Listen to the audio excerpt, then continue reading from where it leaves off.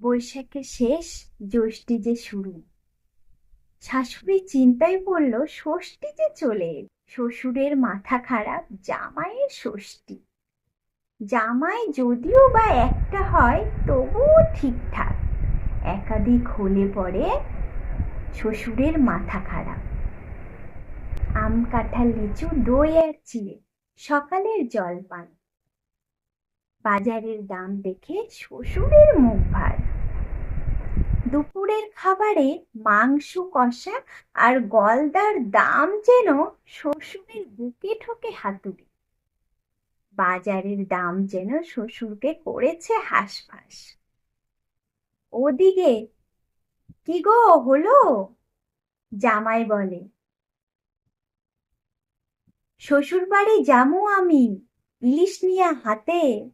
লম্বা লম্বা মাছের পেটি পড়বে আমার পাতে।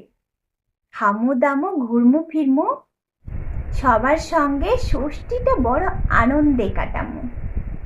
ফ্রেন্ড, আমি অনেক দিন থেকে ভিডিও বানাতে পারিনি, অসুস্থ ছিলাম খুব।